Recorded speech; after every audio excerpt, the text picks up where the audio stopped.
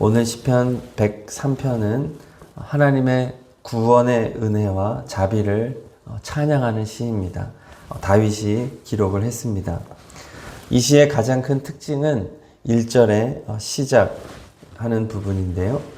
내 영혼아 여호와를 송축하라 입니다. 또한 3절에는 내 모든 죄악을 사하시며 내 모든 병을 고치시며 자기 자신에게 너라고 말을 하고 있습니다. 다른 누구가 아닌 자기의 영혼을 향해서 선포하는 특징을 가지고 있습니다. 보통 이렇게 자기 자신을 3인칭으로 이제 말하는 것은 5세 이하의 어린이들이 주로 쓰는 방식입니다. 주위 사람들이 다 자신의 이름을 부르니까 자기도 자신을 남들이 부르듯이 부르는 것. 이게 이제 어린아이들의 방식인데, 다윗은 지금 어린아이가 아닙니다. 그럼에도 장성한 나이에 왜 자신을 3인칭으로 이렇게 대하고 있느냐, 또 2인칭으로 대하느냐. 왜냐하면 다윗이 지금 위치가 왕이 되었기 때문이에요. 인생에서 높은 자리에 올라가게 되면은 누군가 자신을 향해서 진심 어린 조언을 하거나 영적인 권면을 하는 경우가 급격히 줄어들게 됩니다. 모두가 왕의 눈치를 보고 모두가 왕의 비위를 맞추려고 하지, 왕에게 정말 필요한 말을 해주는 사람들은 아주 소수란 말이죠. 정말 잘못했을 때나 선지자가 찾아와서 이렇게 하나님의 말씀을 전해주지, 일상에 있어서 늘 자신을 이렇게 돌아보기가 어려운 위치가 왕인 것이죠. 그렇기 때문에 다윗은 스스로를 위해서, 스스로 인생의 가장 본질적인 의무이자 축복인 찬양의 삶을 잃어버리지 않기 위해서 스스로에게 명령을 하고 있는 것입니다. 이제 이런 삶은 다윗이 자기의 영혼에게 선포하는 방식은 사실 그의 지난 삶을 이렇게 살펴보면은 그 습관의 뿌리를 이해할 수가 있습니다. 어렸을 때 그 목동으로서 홀로 이렇게 양치기를 했었죠. 또 사울왕을 피해서 10여 년의 긴 세월을 차가운 동굴과 거친 광야에서 도망자로 살았습니다. 그에게 있어서 영적인 멘토나 그들의 친절한 지도를 받을 기회가 거의 없었던 것이죠. 또 성전에 갈 수도 없습니다. 예배를 드릴 수도 없고, 그는 늘 외로운 곳에서 홀로 버텨야만 했던 것이죠. 그 외롭고 처절했던 시절을 통과하면서 아마도 다윗은 스스로에게 명령하고 스스로에게 선포하고 스스로에게 설교하는 독특한 영적 습관이 생겼을 것으로 보입니다. 아무도 자기에게 하나님의 말씀을 들려주지 않을 때 다윗은 자기 자신을 향하여 설교를 한 것이죠. 내 영혼아 낙심하지 말아라. 내 영혼아 하나님을 바라봐라. 내 영혼아 여호와를 송축해라. 내가 입으로 말하면 내 귀가 듣잖아요. 그렇게 어차피 듣는 건 똑같으니까 이 방식을 쓰는 것입니다. 오늘을 살아가는 우리에게도 이러한 다윗의 영적 자세가 필요합니다. 우리는 24시간 내내 예배의 환경 속에서 살아가는 것이 아닙니다. 교회에 나와서 예배드리는 시간에 비해서 우리는 세상에서 훨씬 더 많은 시간을 보내야 하지요. 그러다 보면은 우리는 너무나도 쉽게 하나님의 말씀을 벗어나고 하나님의 가르침을 벗어나고 내가 주인 되고 내가 왕 되어 살아가는 순간이 훨씬 많단 말이죠. 그럴 때 누군가가 나의 영혼을 좀 깨워주기를 마냥 기다릴 필요가 없다는 것입니다. 너무나 많은 사람들이 수동적으로 기다리고 있어요. 누가 나의 영혼을 좀 깨워줬으면 좋겠다. 내가 좀 기도 좀 할 수 있도록 좋은 말씀을 좀 선포해 줬으면 좋겠다. 이런 기대감을 갖는데 그럴 필요가 없는 것입니다. 오늘 다윗처럼 나에게 가장 필요한 말씀을 내가 나에게 선포하는 것이죠. 누구보다 강력한 메시지가 될 수 있다는 것입니다. 스스로 하나님 안에서, 예수 그리스도 안에서 자기의 영혼을 책임지는 그러한 바람직한 자세를 다윗은 알려주고 있는 것이에요. 스포츠 선수들에게 있어서 그 육체적인 훈련 못지않게 중요한 게 무엇이냐면은 멘탈 관리죠. 네, 정신력. 경기 중에 위기가 찾아오고 또 할 때 그 쉬는 시간이라든지 이 작전 타임이 엄청나게 중요하지 않습니까? 선수들의 정신을 다잡고 그러기 위해서 감독이 존재하는 것이고 스태프들이 존재하는 것이죠. 그 짧은 순간에 그 1분 남짓하는 그 짧은 시간에도 엄청난 변화를 주는 것이 이 멘탈 관리이죠. 그럴 때 이렇게 보면은 감독이 지시를 할 때도 있지만 때로는 감독이 이렇게 둡니다, 선수들을. 그럴 때 선수들이 무언가에 몰두해 있어요. 그러면서 혼잣말을 합니다. 자기만의 루틴을 만들어서 할 수 있어. 흔들리지 말자. 집중하자. 나름대로의 루틴을 가지고 스스로를 치켜 세워 올리는 경우들을 우리는 어렵지 않게 볼 수가 있어요. 우리 영의 싸움도 마찬가지라는 것이죠.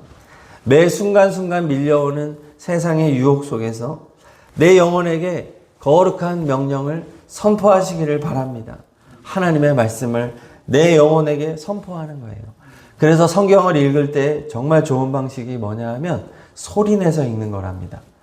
성경을 눈으로만 보는 것보다 소리내서 읽는 게 훨씬 더 효과가 좋다는 거예요. 내 입으로 말하지요. 내 귀가 듣죠. 눈으로는 보죠. 굉장히 좋은 거라는 거예요. 그래서 요동치는 이 세상에서 내 영혼을 지키는 아주 지혜로운 선포가 되는 것입니다. 자, 그리고 시인은 특별히 자신의 영혼에게 뭐라고 선포합니까? 하나님을 송축하라 이렇게 선포를 하죠. 이게 가장 중요하다는 거예요. 송축이라는 단어는 예배의 의미입니다. 하나님 앞에 온전히 무릎을 꿇고 그분의 주권을 인정하여 드려라 라고 외치고 있습니다. 순간순간 우리가 우리의 영혼에게 하는 말은 단순한 멘탈 관리가 아니라는 거예요. 너의 주인이 누구이신지를 확인해라. 너는 하나님 앞에 엎드려 경배해라. 하나님을 바라봐라. 이렇게 명령하라는 겁니다.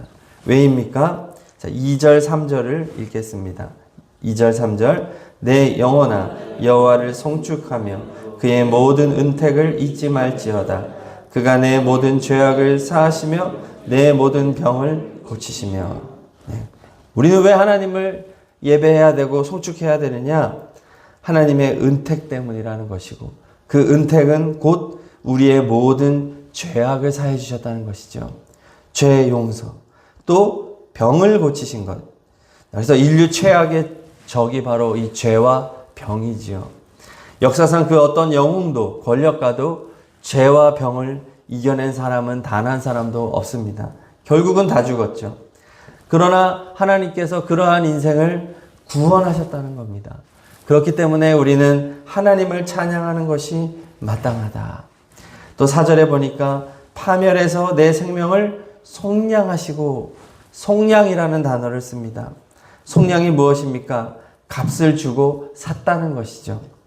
그래서 이스라엘에서는 이제 친족이 값을 대신 지불해서 노예된 친족을 해방시켜주고 잃어버린 기업을 되찾아주는 고엘 제도라는 것이 있는데 바로 이 고엘 제도에서 유래한 것이 속량이라는 단어입니다. 대가를 지불하고 사는 거예요. 하나님께서는 엄청난 대가, 아들의 피의 대가를 대신 지불하시고 우리의 모든 죄악을 용서해 주셨다는 사실이에요. 그러므로 우리는 독생자 예수 그리스도 십자가 대속의 은혜, 그 은택, 그 거룩한 값을 통해 구원을 얻었으므로 하나님을 송축해야만 한다라고 스스로의 영혼에게 선포하라는 것입니다. 이것보다 더 감사하고 더 감격스러운 것은 없기 때문이죠. 자, 오늘 5절은 그 은혜 하나님을 선포합니다. 5절 읽겠습니다. 좋은 것으로 내 소원을 만족하게 하사 내 청춘을 독수리같이 새롭게 하시는도다. 아멘. 독수리같이 새롭게 한다는 것은 영원히 지치지 않는 생명을 공급하겠다는 말씀입니다. 거친 광야 같은 세상에서 우리가 어디에서 힘을 얻고 살아가겠습니까? 하나님의 은혜로, 하나님께서 좋은 것으로 우리에게 채워주심으로 말미암아 우리는 영원한 생명력을 가지게 된다 말하는 겁니다. 자, 또 이제 6절 이하의 말씀을 보면은 출애굽의 역사를 상기시켜요. 6절에서 여호와께서는 억압당하는 모든 이스라엘을 앞제석에서 해방시키죠. 출애굽을 보여줍니다. 7절에서는 하나님께 모세에게 율법을 주심으로 하나님의 거룩한 뜻을 계시해 주셨다고 말을 합니다. 또 8절에서 10절까지는 이스라엘이 광야와 가나안에서 끊임없이 범죄하고 거역했지만 하나님은 죄를 따라 심판하지 않으시고 잠깐의 징계만을 내리실 뿐 궁극적으로는 품어주시고 구원해 주셨다. 이렇게 노래하고 있습니다.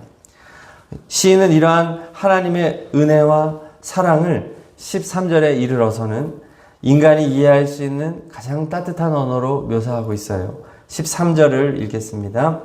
아버지가 자식을 긍휼히 여김같이 여호와께서는 자기를 경외하는 자를 긍휼히 여기시나니. 아멘. 제가 부모가 되고 보니까 세상에서 가장 불쌍한 사람은 나의 자녀들이더라고요. 바라보기만 해도 불쌍하기가 그지없습니다. 부모님이나 아내에게 느끼는 감정도 깊지만 자식을 향한 마음만큼은 그 무엇과도 비교할 수 없는 것 같습니다. 그런데 천지를 지으신 하나님이 우리를 어떻게 여기시느냐? 지금 읽었던 13절처럼 아버지가 자식을 긍휼히 여김같이 라는 것이죠. 부모의 그 먹먹한 마음, 자식을 향한 그 마음이 바로 하나님의 마음이다. 성경은 선포를 합니다. 읽는 것만으로도 하나님의 그 따뜻한 마음이 느껴지지요. 자녀는 잘못을 저지를 때 부모가 징계하고 싶어서 징계하는 부모가 어디 있습니까? 사랑하니까 바른 길로 나아가도록 엄하게 하는 것이지. 부모의 마음은 더 불편합니다. 자녀는 혼나고도 얼마나 잘 자는지 몰라요. 부모는 혼내고 나서 잠을 못 자요. 이 자식이 어떻게 될까? 염려가 되니까. 그리고 부모는 이미 회초리를 들 때부터 이미 용서가 시작이 돼요. 자식이 설령 사회적으로도 큰 잘못을 저질러도, 극악한 잘못을 저질러도, 세상이 다 손가락질해도 부모에게는 변함없이 품어야 할 자식이 아니겠습니까? 세상이 다 등을 돌려도 끝까지 등을 돌리지 않는 존재가 부모지요. 하나님이 그런 분이라고 하는 사실입니다. 눈물겨운 긍휼로 우리를 사랑하시는 하나님이라는 거죠. 그 하나님이기 때문에 우리가 하나님을 송축해야 한다는 것입니다. 그러므로 우리는 영혼 깊은 곳에서부터 하나님을 향한 감사로 살아가야 한다. 이렇게 말을 해요. 그래서 오늘 보면은 다윗이 하나님의 사랑을 두 가지 측면에서 또 노래를 하는데요. 11절과 12절에 보니까 공간적인 개념으로 사랑을 표현합니다. 하늘이 땅에서 높음같이, 동이 서에서 먼 것 같이 우리의 죄가를 멀리 옮기셨다. 우리의 눈으로는 도저히 가늠할 수 없는 무한한 공간의 깊이와 넓이로 우리를 사랑하시는 하나님을 이렇게 11절, 12절에서 말하고 17절과 18절에는 시간적인 개념으로 선포합니다. 여호와의 인자하심은 영원부터 영원까지 이르고 그의 의는 자손 대대로 미친다. 이렇게 말을 합니다. 공간적으로도 한이 없을 뿐만 아니라 시간적으로도 영원하다. 이렇게 하나님의 이 끝없는 사랑, 큰 사랑, 깊은 사랑을 표현하고 있어요. 그렇기 때문에 우리가 오늘 시작할 때 불렀던 것처럼 304장 하나님 크신 사랑은 측량할 길이 없습니다. 하늘을 두루마리 삼고 바다를 먹물 삼아도 다 기록할 수가 없습니다. 그래서 우리는 영원히 천국에서 하나님을 새 노래로 노래하게 될 것이지요. 그래서 다윗이 오늘 고백하는 이 하나님, 바로 오늘도 변함없는 없이 동일한 하나님이신 줄로 믿습니다. 그러므로 우리가 해야 될 것은 오늘 말씀이 거듭 우리에게 요구하듯이 내 영혼아 여호와를 송축하라 라고 선포하는 것이에요. 자, 또 20절에서 22절도 또 동일합니다. 우리 20절에서 22절 마지막으로 봉독하겠습니다. 능력이 있어 여호와의 말씀을 행하며 그의 말씀의 소리를 듣는 여호와의 천사들이여 여호와를 송축하라. 그에게 수종들며 그의 뜻을 행하는 모든 천군이여 여호와를 송축하라. 여호와의 지으심을 받고 그가 다스리시는 모든 곳에 있는 너희여 여호와를 송축하라. 내 영혼아 여호와를 송축하라. 아멘. 다윗은 자기 자신에게 선포를 시작했지만 이제 마지막 마무리에서는 천사들아 송축해라. 천군 천사야 송축해라. 모든 피조물 다 하나님을 찬양해라. 예배해라 라고 선포하고 있습니다. 네, 맞습니다. 우리가 인생을 살아가야 할 방향은 찬양인 것이에요. 그리고 나만 찬양하는 것이 아니라 우리 가족이 함께 하나님을 찬양하기 위하여서, 또 나의 이웃이 하나님을 찬양하기 위해서, 우리 동네가 하나님을 찬양하기 위해서, 우리 춘천시와 나라와 열방이 하나님을 찬양하는 일을 위해서 우리는 남은 삶을 살아가야 할 줄로 믿습니다. 찬양의 진심인 백성이 되어야 하는 것이죠. 우리 교회도 더 뜨겁게, 더 준비된 모습으로, 더 웅장하게 하나님의 영광에 걸맞는 모습으로 그렇게 찬양하는 교회로 계속해서 나아가기를 소망합니다. 우리는 예배를 위해, 찬양을 위해 존재하기 때문인 것이죠.